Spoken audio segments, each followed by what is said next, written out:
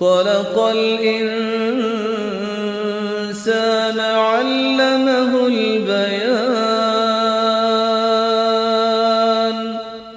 نحمده ونصلي على رسوله الكريم اما بعد فاعوذ بالله من الشيطان الرجيم بسم الله الرحمن الرحيم رب اشرح لي صدري ويسر لي امري واحلل عقدة من لساني يفقهوا قولي۔ ترجمہ، ولو اور اگر، انہم بے شک وہ، آمنو وہ ایمان لاتے، واتقوا اور تقوی اختیار کرتے، لمثوبۃ البتہ ثواب پاتے، بدلہ پاتے، من عند اللہ اللہ کے پاس، خیر اچھا، بہتر، لو کانوا کاش وہ ہوتے، یعلمون وہ جانتے، یا ایھا الذین آمنوا اے لوگو جو ایمان لائے ہو، لا تقولوا نہ تم کہو، راعنا راعنا ہماری رعایت کیجیے، وقولوا اور کہو، انظرنا انظرنا ہماری طرف نظر کیجیے، واسمعوا اور سنا کرو، وللکافرین اور کافروں کے لیے، عذاب عذاب ہے، علیم دردناک، ما یود الذین نہیں چاہتے وہ لوگ، کفروا جنہوں نے کفر کیا، من اہل الکتاب اہل کتاب میں سے، ولل مشرکین اور نہ مشرک، ان کے ینزل نازل کی جائے، علیکم تم پر، من خیر کوئی بھلائی، من ربکم تمہارے رب کی طرف سے، واللہ اور اللہ، یختص خاص کرتا ہے، برحمتہ اپنی رحمت کے ساتھ، من یشاء جس کو چاہتا ہے، واللہ اور اللہ، ذو الفضل فضل والا ہے، العظیم بڑے، ما نہیں، ننسخ ہم منسوخ کرتے، من آیت کوئی آیت، او یا، ننسہا ہم بھلا دیتے اس کو، نأتی ہم لے آتے ہیں، بخیر بہتر، منہا اس سے، او یا، مثلہا اس جیسی، اس کی مانند، علم کیا نہیں، تعلم تم جانتے، ان اللہ بے شک اللہ تعالی، علی اوپر، کل ہر، شیء چیز کے، قدیر قدرت رکھنے والا ہے، علم کیا نہیں، تعلم تم جانتے، ان اللہ بے شک اللہ تعالی، لہو اس کے لیے، ملک بادشاہت ہے، السماوات آسمانوں کی، والارض اور زمین کی، و اور، ما نہیں، لکم تمہارے لیے، من دون اللہ اللہ کے سوا، من ولی کوئی دوست، ولا نصیر اور نہ کوئی مددگار۔ الفاظ کی وضاحت، ولو انہم اور اگر بے شک وہ آمنو ایمان لاتے، واتقوا اور تقوی اختیار کرتے، لمثوبۃ البتہ ثواب پاتے۔ ثواب کس کو کہتے ہیں؟ بدلے کو۔ اچھا، اصل میں یہ لفظ جو ہے نا مثوبہ تھا، اس کا روٹ کیا ہوگا؟ فے واو بے، ثوب۔ ثوب کس کو کہتے ہیں؟ کپڑے کو۔ تو کپڑا بھی جب پہنا جاتا ہے تو کیا کیا جاتا ہے؟ مثلاً آپ دیکھیں کہ سیتے ہیں تو اس کو جوڑنے کے لیے دوہرا کرتے ہیں، پھر اسی طرح پہنتے ہیں تو دوہرا کرتے ہیں، پھر اس کو واپس لوٹاتے ہیں، پلٹاتے ہیں۔ تو ثواب بھی ہوتا ہے کہ کوشش کا بدلہ۔ من عند اللہ اللہ کے پاس سے، خیر بہتر، لو کانوا یعلمون کاش وہ علم رکھتے ہوتے، جانتے ہوتے، کاش ان کو پتا چل جاتا۔ اچھا، جادو سے متعلق کچھ چیزیں اور بھی ذکر کرنا چاہوں گی۔ آپ صلی اللہ علیہ وسلم نے فرمایا، جس نے علم نجوم کا کچھ حصہ حاصل کیا تو گویا اس نے اتنا جادو سیکھ لیا، اور جس قدر سیکھتا جائے گا اتنا ہی اس کی وجہ سے گناہ میں اضافہ ہوتا چلا جائے گا۔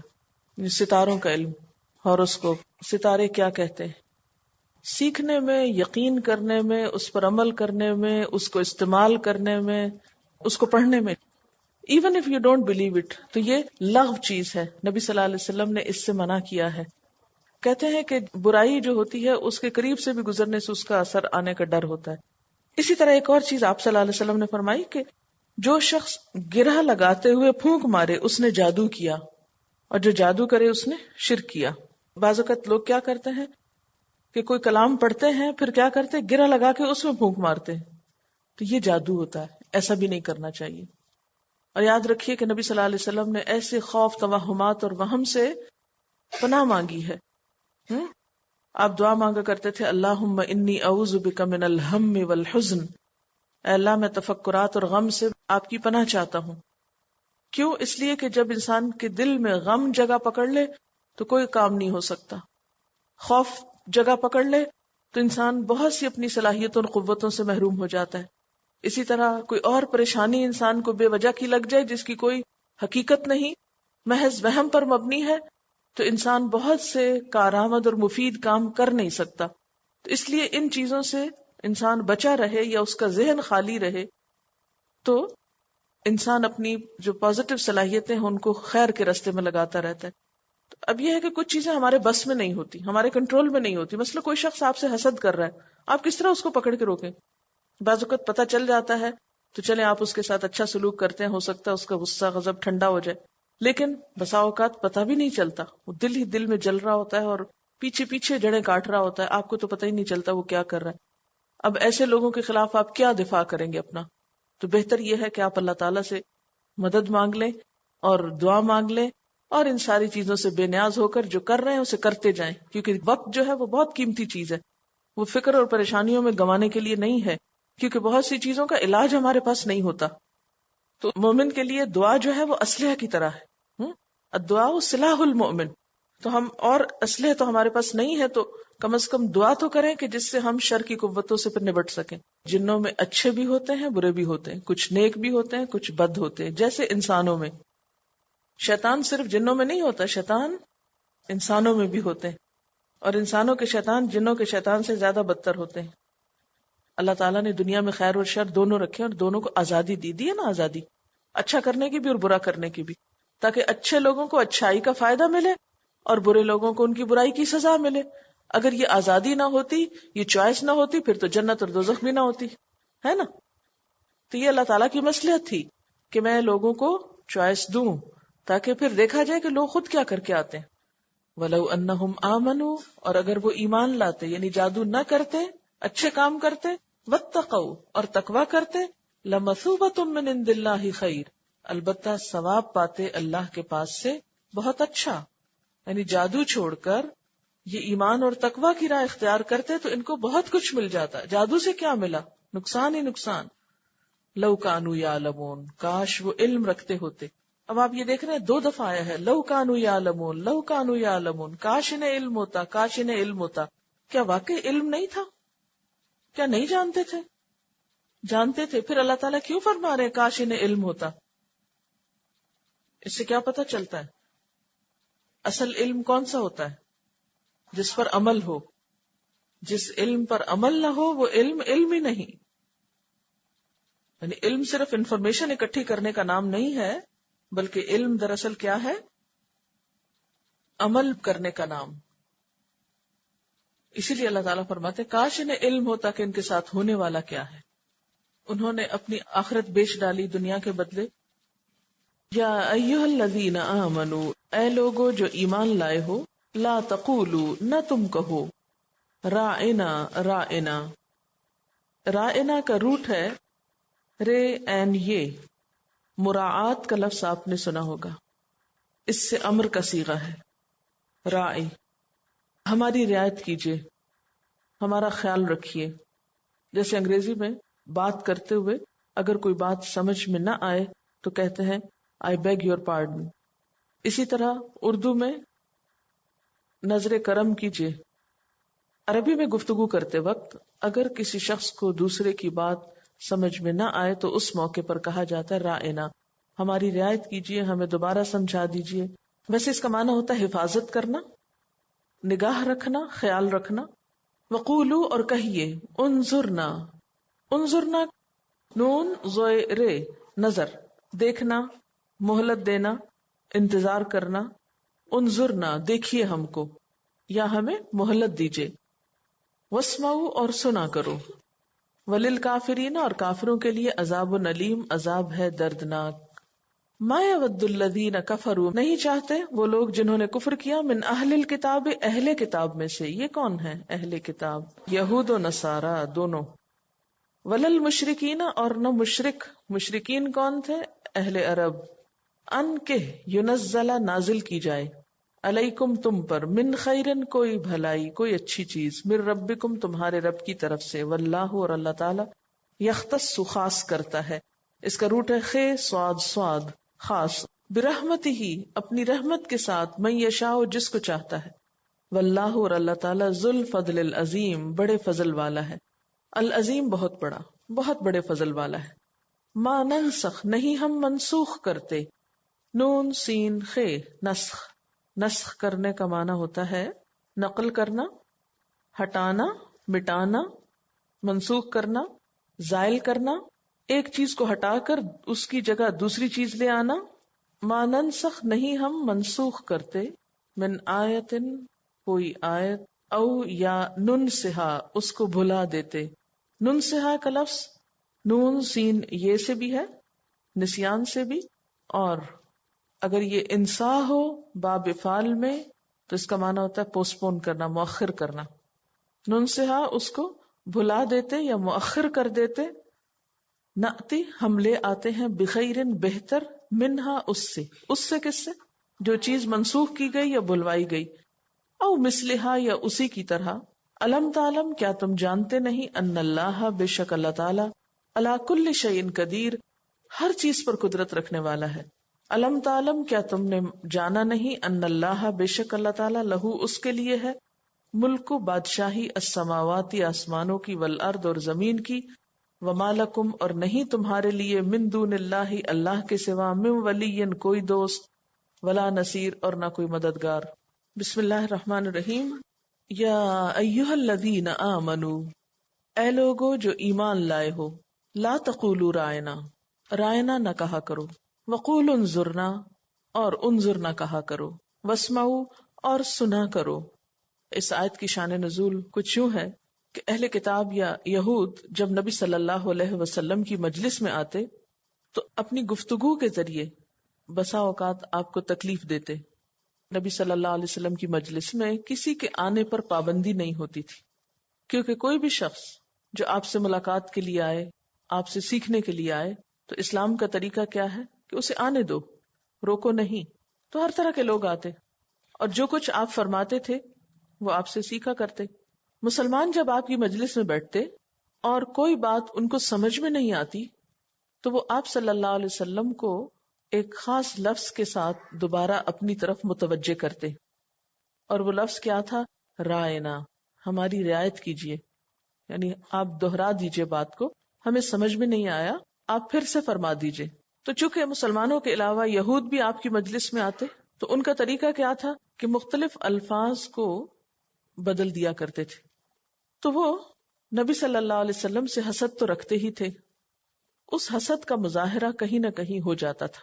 انہیں جب کوئی بات آپ سے پوچھنا ہوتی، دوبارہ دہرانے کے لیے کہتے تو رائنا کی بجائے ذرا سی اس میں اپنی زبان کو یا اپنے تلفظ کو بدل لیتے اور کہتے رائنا.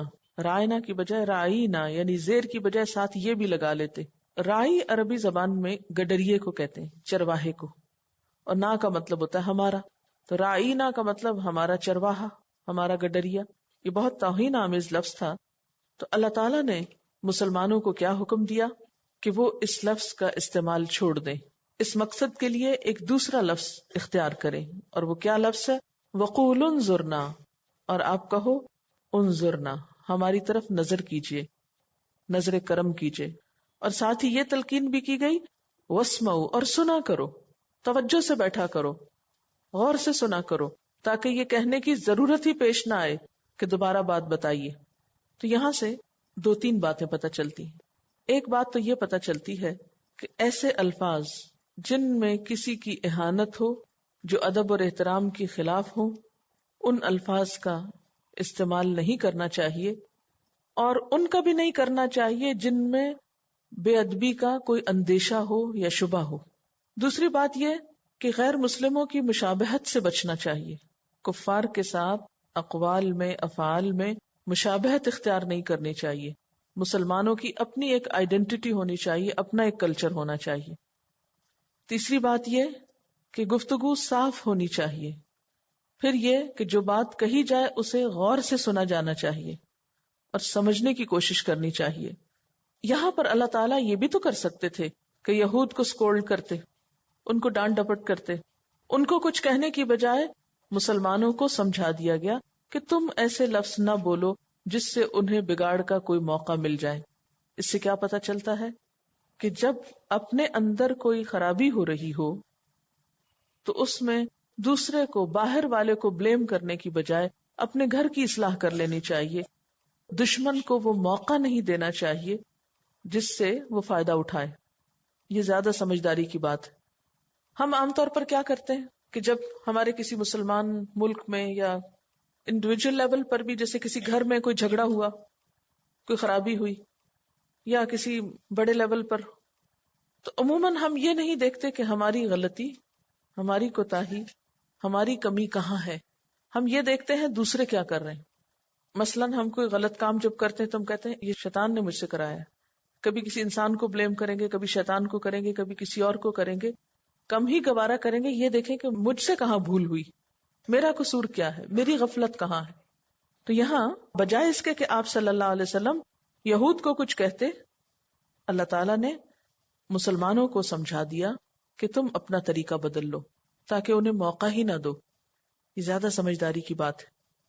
پھر فرمایا وَلِلْكَافِرِينَ عَذَابٌ أَلِيمٌ، اور کافروں کے لیے دردناک عذاب ہے.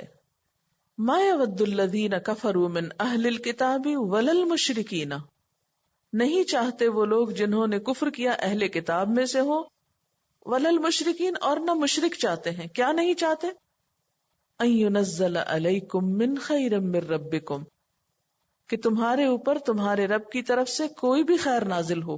یعنی یہ تو تمہارے دشمن ہیں ہی. دشمن کب چاہتا ہے کہ تمہیں کوئی خیر یا بھلائی ملے؟ واللہ یختص برحمتہ من یشاء، اور اللہ اپنی رحمت کے ساتھ جسے چاہتا ہے خاص کر دیتا ہے.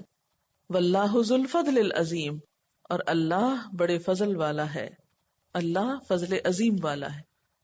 اس میں مسلمانوں کو کیا سمجھایا جا رہا ہے کہ تمہارے دشمن اور حاسد موجود ہیں، ان کو جگ ہنسائی کا موقع نہ دو. وہ تو پہلے ہی نہیں چاہتے تھے کہ تمہیں کچھ خیر ملے، کوئی نعمت ملے، لیکن اللہ تعالیٰ نے ان کے چاہنے نہ چاہنے پر فیصلہ نہیں کیا، بلکہ اپنی خاص رحمت کو جس کو چاہا نوازا۔ واللہ ذو الفضل العظیم، اور اللہ تعالیٰ تو بہت بڑے فضل والا ہے۔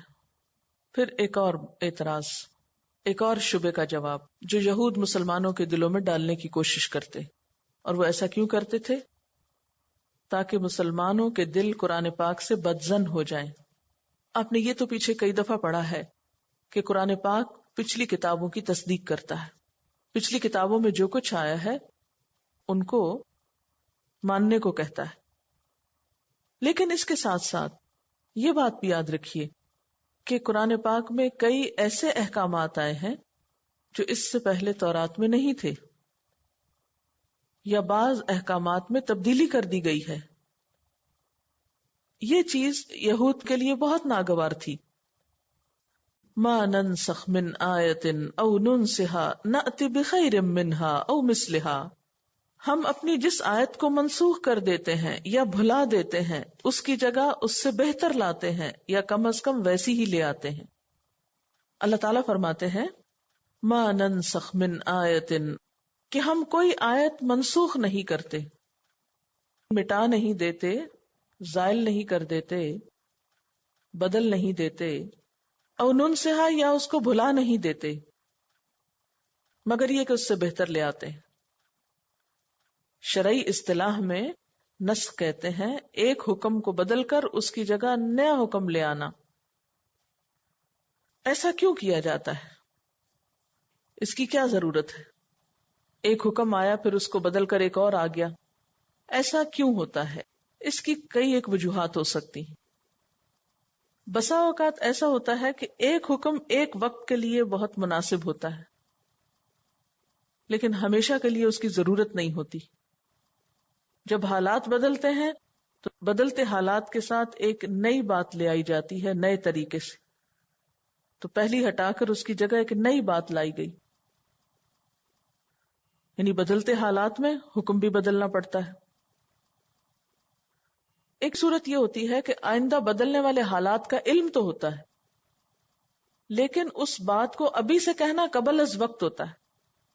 تو بسا اوقات ایک چیز معلوم ہوتی ہے کہ آئندہ ہونے والی ہے، لیکن اس کو ابھی سے کہنا قبل از وقت ہے۔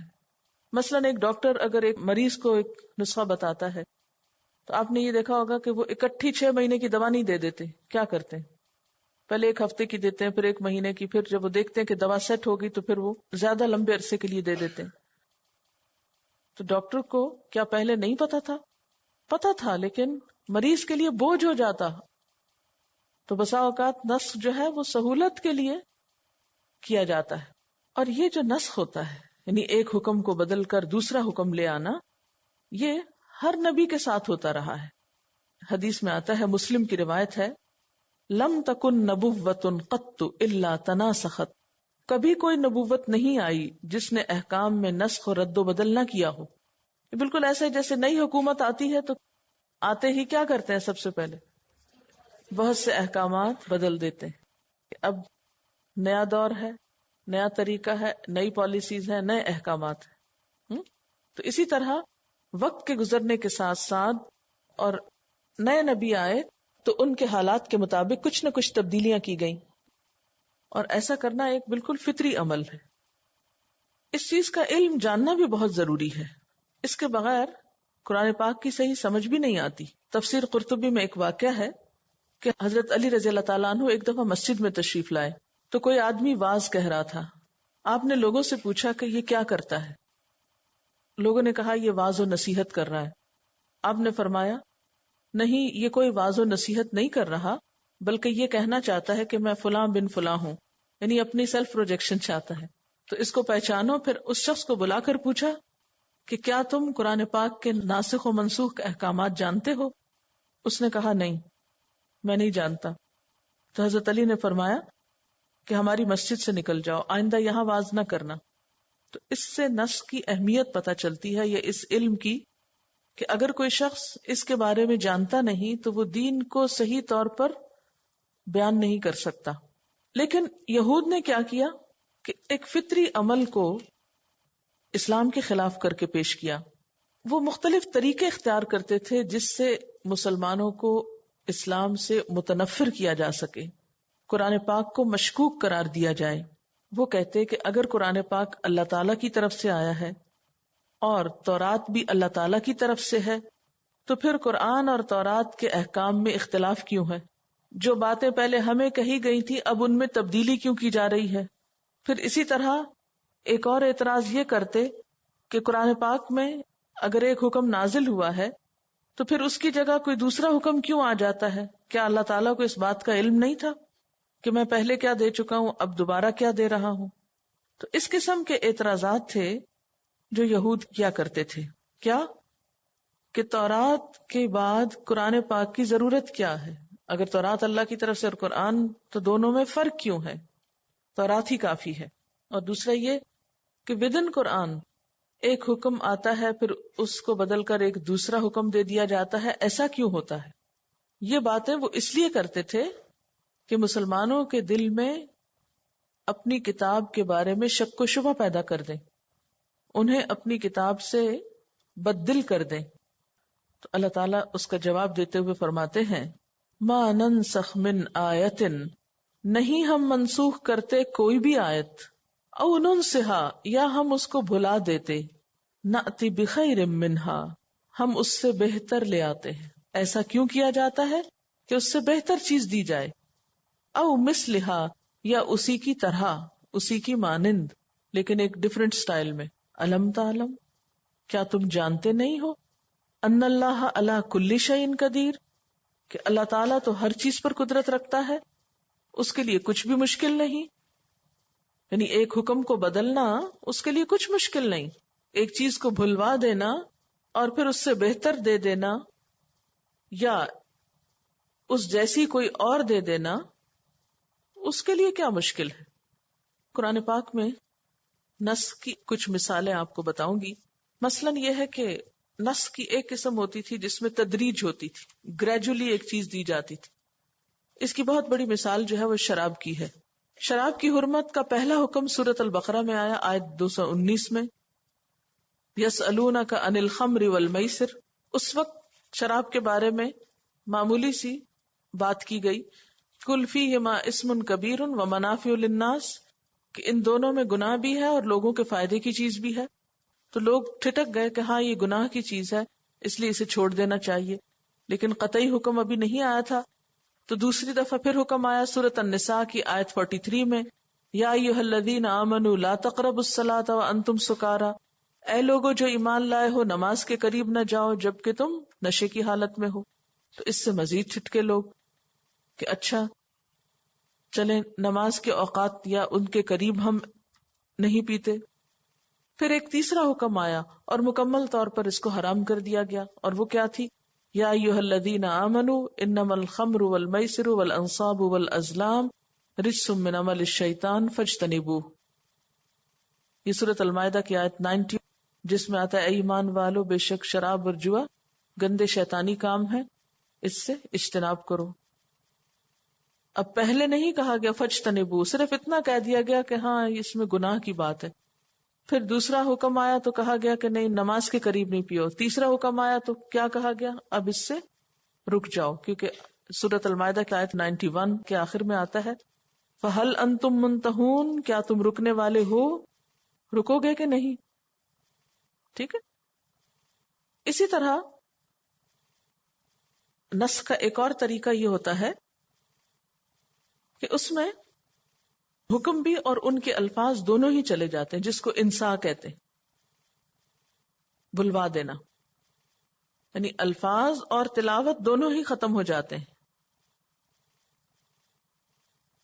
اس کی مثال مثلا سورۃ البقرہ کی آیت 26 ہے، ان اللہ لا یستحی ان یضرب مثلا ما بعوضۃ فما فوقها، بے شک اللہ تعالیٰ نہیں شرماتا کہ بیان کرے کوئی مثال کسی مچھر کی یا اس سے بڑھ کر یا اس سے کم تر کسی چیز کی. تو اب آپ پورا قرآن پاک کھول کے دیکھ لیجئے، کہیں بھی مچھر کی بات تو ہے نہیں، تو پھر یہ کیوں کہا گیا؟ تو اس کے بارے میں علماء یہ کہتے ہیں کہ کوئی آیت پہلے تھی جس میں مچھر کا ذکر آیا تھا، پھر بعد میں وہ آیت بھلوا دی گئی. بھلوانے کا مطلب کیا کہ نبی صلی اللہ علیہ وسلم کے دل سے وہ اٹھا لی جاتی تھی. ٹھیک ہے، لیکن اس کا کہیں دوسری جگہ اشارہ موجود ہوتا تھا. مثلا قرآن پاک میں قبلے کی تبدیلی کا حکم، اس کا اشارہ ملتا ہے کہ پہلے ایک اور حکم دیا گیا تھا، وما جعلنا القبلۃ التی کنت علیہا، اور نہیں وہ قبلہ جس کو ہم نے آپ کے لیے مقرر کیا تھا. تو کہاں مقرر کیا تھا؟ قرآن پاک میں تو کہیں ذکر نہیں ہے. تو اس کا مطلب ہے کہ پہلے کہیں ہوگا، پھر اس کے بعد اس کو ہٹا لیا گیا اور صرف بعد کا حکم باقی رکھا گیا. پھر اسی طرح بسا اوقات تلاوت تو نہیں رہتی لیکن حکم باقی رہتا ہے، یعنی الفاظ باقی نہیں رہتے لیکن حکم باقی رہتا ہے. اور اس کے بارے میں موطا امام مالک کی ایک روایت ہے جس میں آتا ہے الشیخ والشیخۃ اذا زنیا فرجموہما، کہ شادی شدہ مرد یا عورت اگر زنا کرے تو ان کو رجم کرو.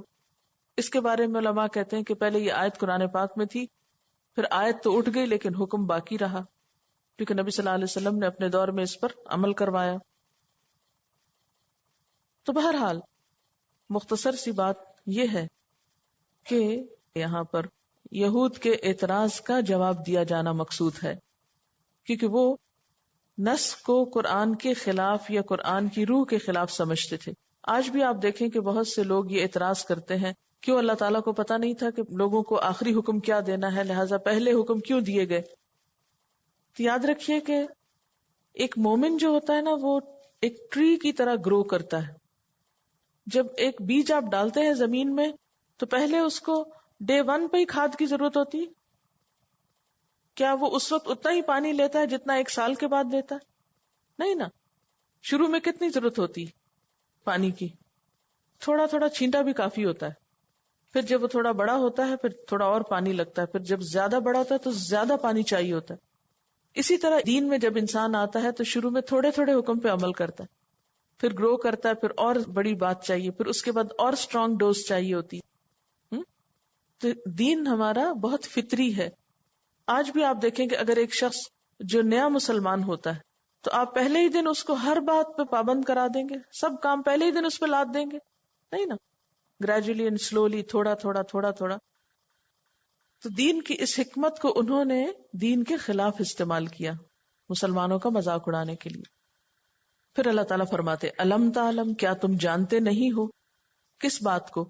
ان اللہ، کہ بے شک اللہ تعالیٰ لہو ملک السماوات والارض، اسی کے لیے ہے آسمان و زمین کی بادشاہت. وما لکم من دون اللہ من ولی ولا نصیر، اور تمہارے لیے اللہ کے سوا نہ کوئی دوست ہے اور نہ کوئی مددگار ہے. یہ بات کیوں کہی گئی؟ اس لیے کہ اس سے پیچھے کہا گیا تھا کہ وللکافرین عذاب علیم، اور پھر ان اللہ علی کل شیء قدیر، جو مسلمان غیروں کے پروپیگنڈے کا شکار ہو کر اپنے دین کو چھوڑ بیٹھے گا وہ اللہ تعالیٰ کی پکڑ سے کہیں نہیں جا سکتا. اور ہم سب کو یاد رکھنا چاہیے کہ اگر ہم اللہ کی دوستی یا اللہ کا قرب یا اللہ تعالیٰ کی رضا کو چھوڑ کر کوئی اور طریقہ اختیار کریں گے تو پھر پوری دنیا بھی مل جائے تو ہمیں کوئی فائدہ نہیں پہنچا سکتی. سبحانک اللہم و بحمدک، اشہد ان لا الہ الا انت، استغفرک و اتوب الیک. والسلام علیکم و رحمۃ اللہ وبرکاتہ.